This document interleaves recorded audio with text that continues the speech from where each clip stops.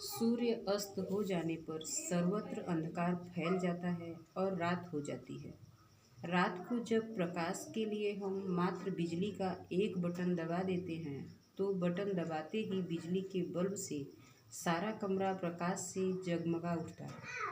क्या आप जानते हैं कि इस बिजली के बल्ब का आविष्कार करने वाला व्यक्ति था थॉमस अल्वा एडिसन। एडिसन का जन्म सन 1847 ईस्वी में अमेरिका के मौलान नामक नगर में हुआ था। उनके पिता का नाम मैनुअल एडिसन था, जो बहुत समृद्ध और सम्मानित व्यक्ति थे। उनकी माता का नाम लैंसी इलियट था। एडिसन बचपन में बड़ा नटखट था। पढ़ने में उसकी रुचि नहीं थी। कक्षा में अध्यापक के पढ़ाने की ओर ध्यान न देकर वह कुछ न कुछ सोचता रहता था। वह प्रारंभ से ही बहुत जिज्ञासु था। उसे नए नए प्रयोग करने में बहुत आनंद आता था। एडिसन को प्रश्न पूछने का बड़ा शौक था। जब तक उसे अपने प्रश्न का सही उत्तर नहीं मिल जाता था, वह संतुष्ट नहीं होता था। एक बार एडिसन एक चिड़िया को देख रहा था। वह उड़कर पृथ्वी पर आई। उसने अपनी चोंच में कुछ कीड़े पकड़े और उड़ गई। एडिसन ने सोचा कि चिड़िया इसलिए उड़ती है क्योंकि ये कीड़े खाती है। थोड़ी देर उसने सोचा और फिर कुछ कीड़े पकड़े। उसने उनको पीसकर पानी में मिला दिया और इस मिश्रण को यह कहकर अपनी नौकरानी को पिला दिया कि इसे पीने पर तुम भी पक्षियों के समान उड़ने लगोगी। बेचारी उड़ तो नहीं सकी, परंतु बीमार अवश्य पड़ गई। बालक एडिसन की माँ ने उसको ऐसे मूर्खतापूर्ण प्रयोग न करने की चेतावनी दी। एक बार स्कूल में उनकी अध्यापिका पक्षियों के बारे में बता रही थी। उसने अध्यापिका से पूछा, मैडम, मनुष्य पक्षियों की तरह क्यों नहीं उड़ सकता? अध्यापिका ने उत्तर दिया, क्योंकि मनुष्य के पंख नहीं होते। एडिसन ने एक क्षण सोचा, पुनः उनसे पूछा, परंतु पतंग में तो नहीं होते, फिर भी वह आकाश में उड़ सकती है। इस पर सब बच्चे हंसे और अध्यापिका क्रोधित हो गई। अध्यापिका ने सोचा, यह बच्चा मूर्ख और शरारती है। उसने उसके अभिभावकों से उसे स्कूल से निकाल लेने के लिए कहा। उसके माता पिता इसे घर ले गए, परंतु उसकी माँ उसे बहुत बुद्धिमान समझती थी और कहा करती थी कि वह एक दिन जरूर एक महान व्यक्ति बनेगा। एडिसन नए आविष्कार करना चाहता था। आविष्कार करने के लिए उसे धन की आवश्यकता पड़ी।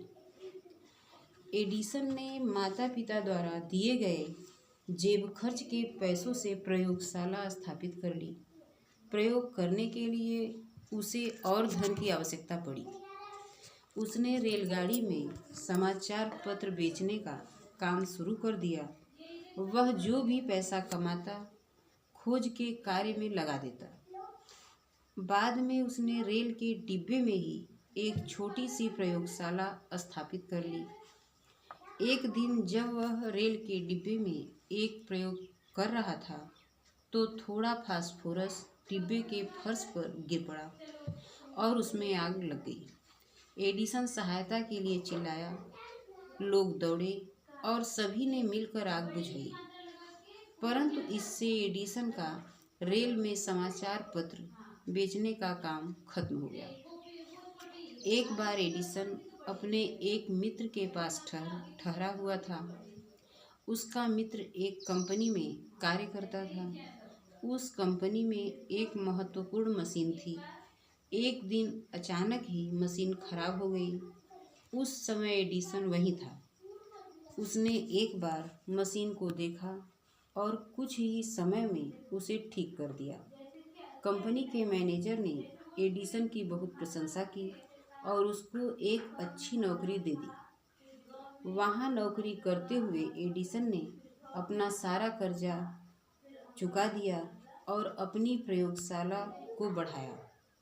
धीरे धीरे एडिसन ने प्रतिदिन उपयोग में आने वाली अनेक वस्तुओं का आविष्कार किया। एक के बाद नए आविष्कार होते गए जिनसे एडिसन को अधिक यश तथा धन की प्राप्ति हुई। उसने एक ऐसी मशीन की खोज की जिसे बात करने वाली मशीन कहा जाता था। अब हम इसको ग्रामोफोन कहते हैं। इससे वह समस्त अमेरिका में प्रसिद्ध हो गया। इसके बाद एडिसन ने बल्ब के निर्माण का कार्य शुरू किया। उस समय बिजली तो थी, परंतु उसका उपयोग रोशनी के लिए नहीं होता था। उसने लोगों को शीघ्र ही बिजली की रोशनी देने का वचन दिया।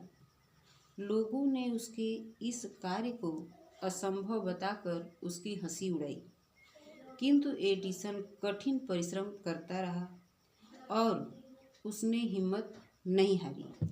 अंत में वह बिजली का बल्ब बनाने में सफल हो गया।